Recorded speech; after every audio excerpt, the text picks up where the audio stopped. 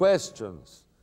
How do those believers, people who believe in Jesus but do not recognize the sacramental life, do not recognize the Eucharist, all right, the sacramental presence of Jesus, fit into the concept of church? Good question. You see,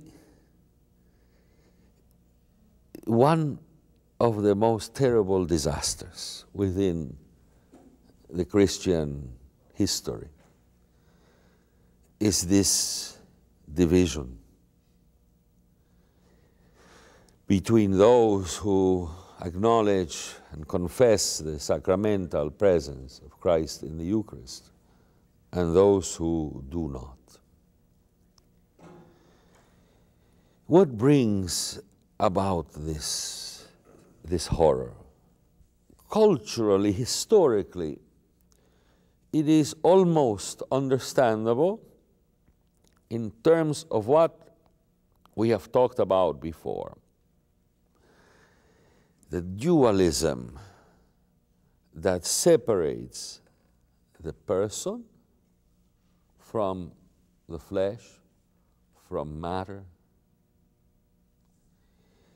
It comes from a distrust of matter and of the capacity of the flesh, the body, to really be a vehicle of the gift of divine life, a gift of grace. It comes, we know in the case of Luther, that this is related to his tremendous experience, which is a valid one, of the horror of sin,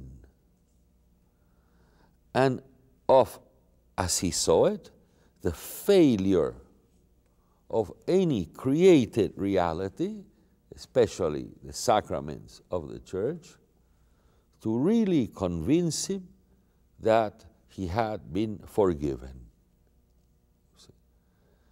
As a result comes this decision to assign the forgiveness not to the encounter through created reality, but to this purely spiritual act called faith. The sacraments are celebrations of that, reminders of that. They are not the cause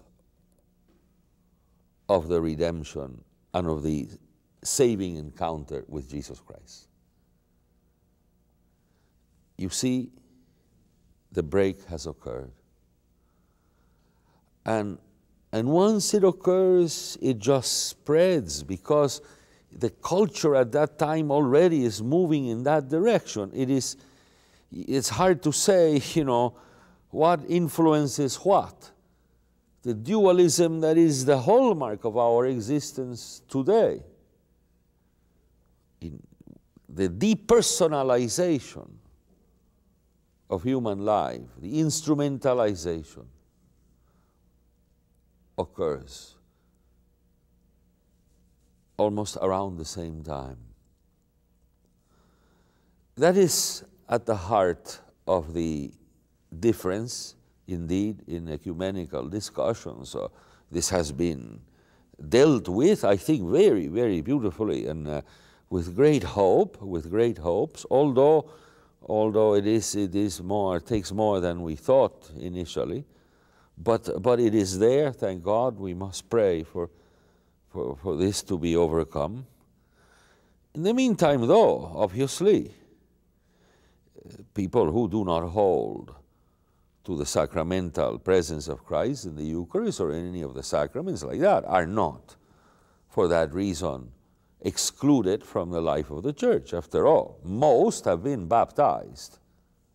And then the Church, the Catholic Church anyway, recognizes that baptism. There is a sacrament, you see. But even beyond that, including even non-Christians, you see, what is for them the sacrament? What is for them the sacrament?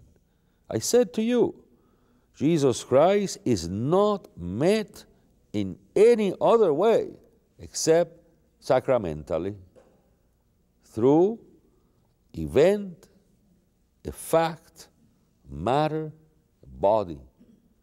No other way. I repeat it again, as radical as it sounds.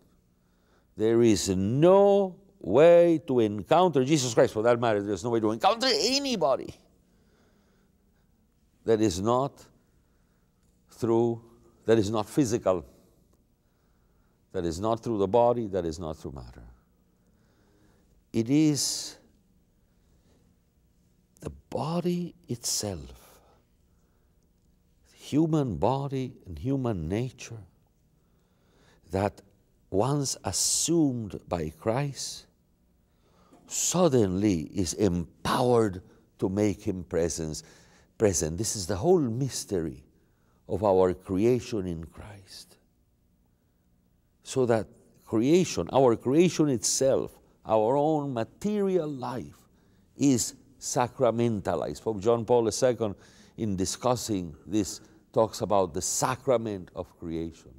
How life on earth, daily life, is sacramental. And that is the heart of the moral life, as we shall see in the next and upcoming, what is this show? The next episode.